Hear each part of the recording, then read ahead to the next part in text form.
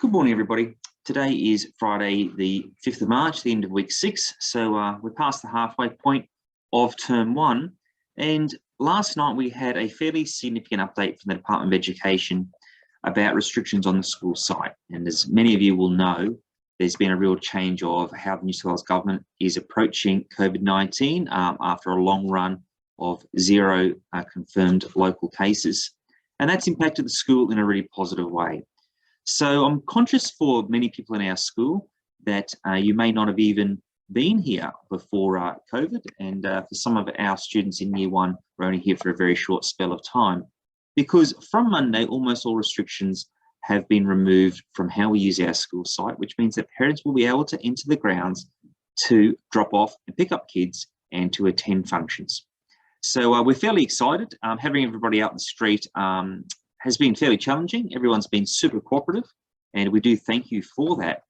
But I think it's really important that we just go over how we're going to be using our school site from here forward. And there's a letter that will be going home with everybody today, which should set out all of that information for us.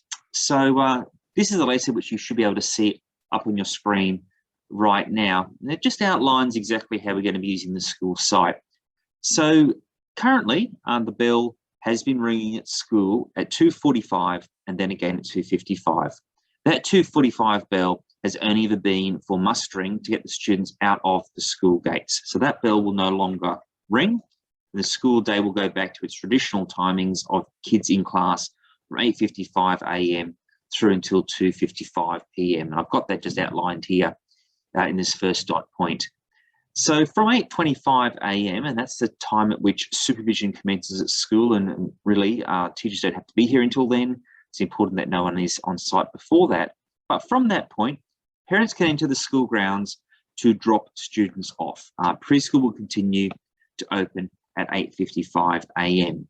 And what we will do is parents can enter with their kids to drop them off through Bougainville, Mariana or Copeland. The car park on Mariana will no longer be open for any pedestrian traffic at all, just for staff cars.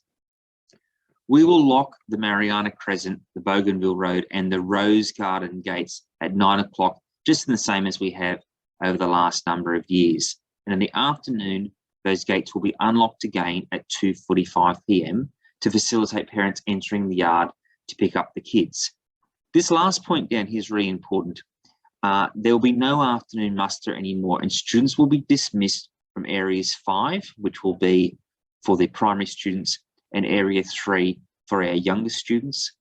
The children in the preschool will continue to be picked up from 2:45 by their parents, signing them in and out individually. What will be really different here is the kids can leave really by any gate, and they won't be put together by the staff into family groupings. Now, we do recognise that for some families, some of our younger kids have never been out the gate on their own, and in fact have maybe always been accompanied by their older siblings. So the staff is still there to help smooth things through as we fall into a more traditional routine. But it's really important for families to have a good conversation with kids about which gate you would like them to use. You want the children to pick up their siblings or to enter, exit at the same time, to have those conversations at home. Parents who enter the school site to drop off or to pick up students through those times that the main gates are open don't need to sign in. We'll only be having sign-in procedures for parents who are on site outside those times, or who may be attending meetings at school, etc. It's really important, though, that we have parents to leave the school site before those gates are locked. It's part of our school site management plan and how we make sure that the students are safe and that education can continue uninterrupted during the day. Our breakfast club, which has always been available, is still available from 8:25, free of charge. The kids know where that is, and please feel free to send your children along to that. The other thing to remember is that while we'll have more contact with parents, which we're really, really excited about, those normal social distancing rules will continue to apply for adults, which is the 1.5 metre distancing rule. And while teachers are really keen to discuss with parents and to have an increased level of contact, we do need to remember that teachers have a range of professional learning activities to attend to, playground duties, planning, responsibilities, etc.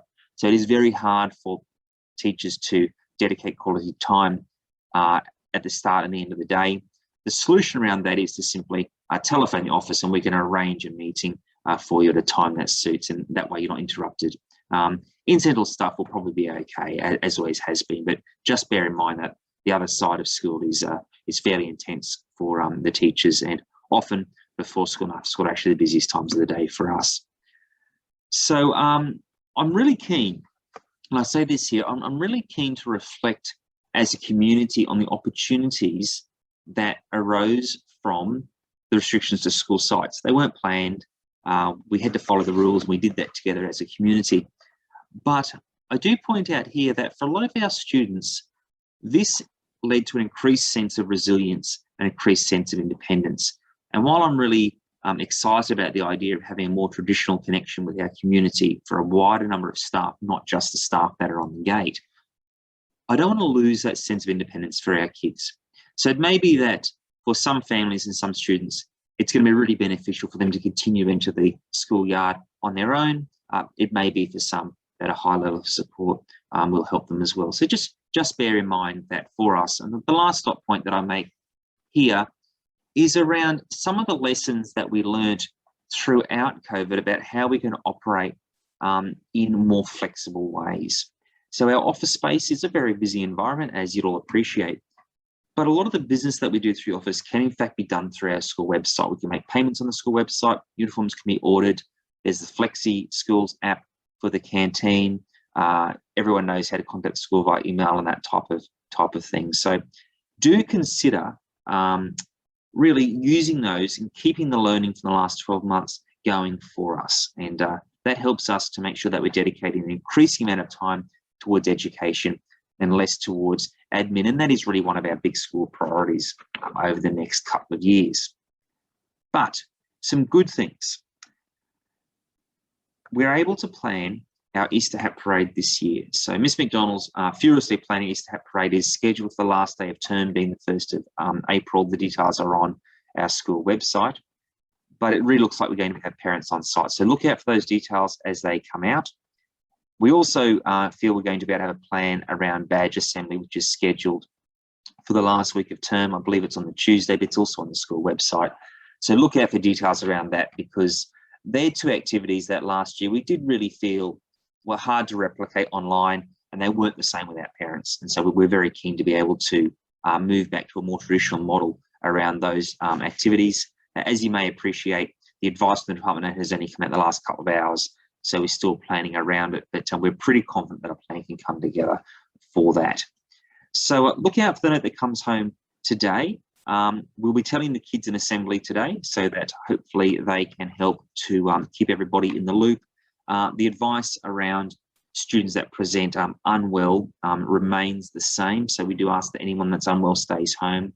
If any of our students or staff present with flu-like symptoms, they'll be required to have a COVID test, and then we do need to collect the evidence of that, which is generally a text that comes to the phone, and we can get a screenshot, or that can be emailed through to school before we can return to school. And the same advice as always: if you're unwell, do please stay home. But from us here at Lethbridge Park, a fairly significant update. We do look forward to catching up with you in a more traditional way in the new week. But for everybody here at Lethbridge Park, have a fantastic weekend, and we'll see you next week.